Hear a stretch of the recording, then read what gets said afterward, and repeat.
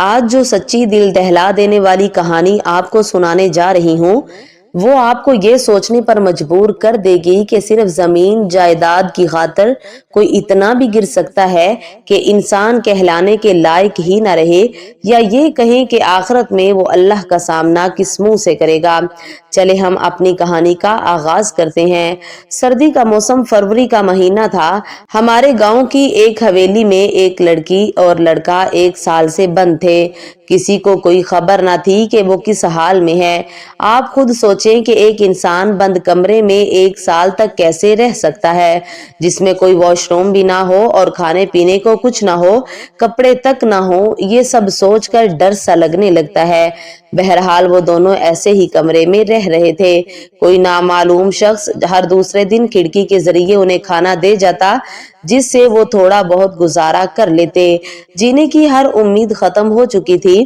یہ دونوں آخری سانسیں لے رہے تھے۔ گاؤں والے ان کے حالات کو جانتے ہوئے بھی انجان بن رہے تھے، اور کوئی پولیس میں بتانے کی جرت بھی نہیں کر رہا تھا۔ آخر کسی انجان نے 1 سال گزرنے کے بعد بند کمرے کی مختصر کہانی لکھ کر پولیس میں دے دی کہ شاید کوئی نیک صفت انسان ان کی مدد کر دے، کیونکہ عام بندہ ان کی مدد کی جرت نہیں کر سکتا تھا۔ آخر کار وہ خط پولیس اسٹیشن پہنچا اور تقریباً 15 دن تک فائلوں میں گردش کرتا رہا۔ بالآخر وہ خط ایک نیک دل پولیس والے کے ہاتھ لگا اور پولیس حویلی تک جا پہنچی۔ حویلی دیکھنے میں ایسے لگ رہی تھی جیسے برسوں سے بند پڑی ہو اور جنات کا گھر بن چکا ہو۔ پولیس والوں نے کمرے کے تالے توڑے تو پولیس والوں کی چیخیں نکل گئی، کیونکہ حویلی کے ایک کمرے میں بستر پر ایک لڑکی کی بہت بری حالت میں لاش ملی۔ لاش کے پاس سے بہت زیادہ بدبو آ رہی تھی۔ ایسے لگ رہا تھا کہ لڑکی کی موت بظاہر بھوک اور سردی کی وجہ سے ہوئی ہو۔ وہ مکمل طور پر ہڈیوں کا ڈھانچہ تھی۔ اس کا وزن تقریباً 10 کلو تھا۔ کمرے میں روٹی کے ٹکڑے بھی پڑے تھے، جبکہ کمرے میں پیشاب پخانہ کر کر کے پورا کمرہ گندا ہوا پڑا تھا۔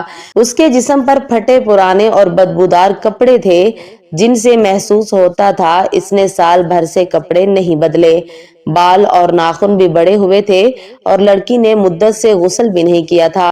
اس بیچاری لڑکی نے کیسے 1 سال تک کتنی تکلیف میں ایک ایک دن کاٹا ہوگا، ہم تصور بھی نہیں کر سکتے۔ اب پولیس دوسرے کمرے کی طرف ہوئی۔ انہوں نے دوسرا کمرہ کھلوایا تو اسے ایک نوجوان مرنے کے قریب لڑکا ملا۔ وہ پولیس کو دیکھ کر ڈر کی وجہ سے چھپنے کی کوشش کرنے لگا۔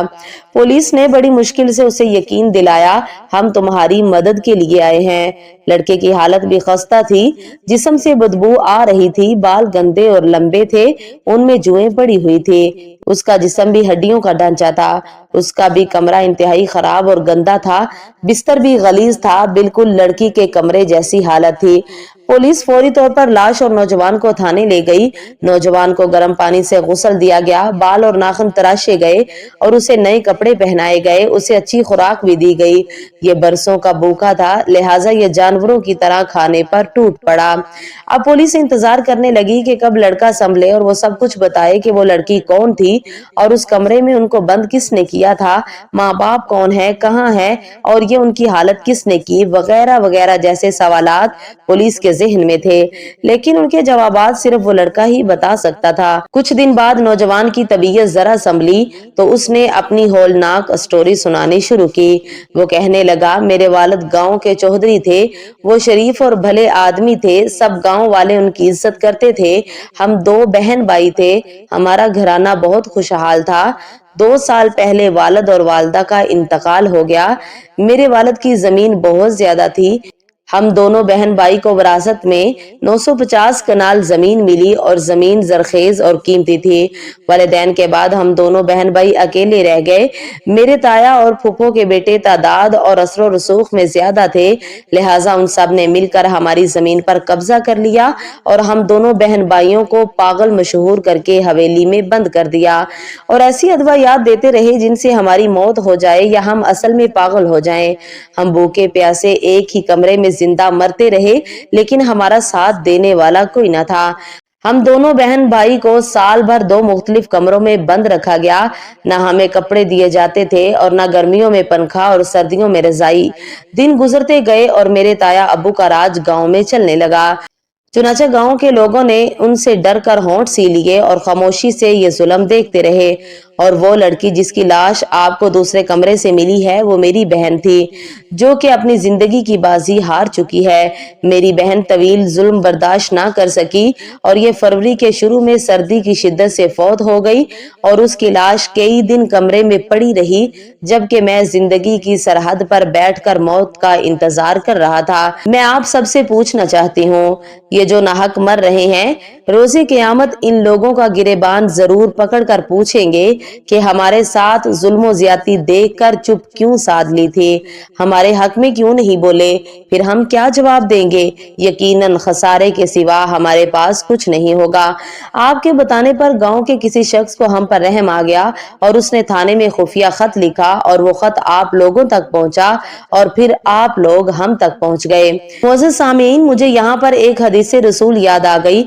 हजरत अबू बकर रज़ी अल्लाह तआला अन्हु ने अल्लाह के रसूल सल्लल्लाहु अलैहि वसल्लम को फरमाते हुए सुना, लोग जब किसी जुल्म को होते हुए देख कर रोकने की ताकत होने के बावजूद उसे ना रोकें तो इस बात का इम्कान बन जाता है कि अल्लाह ताला उन सब पर अपनी जानब से एक आम अजाब भेज दे, गलत करने वाले पर भी और खामोश रहने वाले पर भी। जब मीडिया तक ये बात पहुंची, वो लोग गांव गए ताकि लोगों से पूछा जाए। रिपोर्टर्स और कैमरे देखकर गांव के लोगों ने घरों के दरवाजे पर बाहर से ताले लगा लिए और छुपकर अंदर बैठ गए। इसका मतलब है लोग मुल्जिमों के असर में हैं और किसी में उनके खिलाफ बोलने की हिम्मत नहीं। अगर मुल्जिमों पर गलत इल्जाम था तो लोगों को गवाही देनी चाहिए थी और अगर इल्जाम सच्चा था तो भी लोगों को बोलना चाहिए था, लेकिन लोग गायब हो गए। इस वाक़े के बाद एक बात मेरी समझ में ये आई कि हम इंसानों का ये मुआशरा नहीं है। यहाँ इंसानी शक्ल में एक से बढ़कर एक दरिंदा फिर रहा है और जब उसके अंदर से जानवर बाहर आता है तो ये जंगलों को भी शर्मा देता है।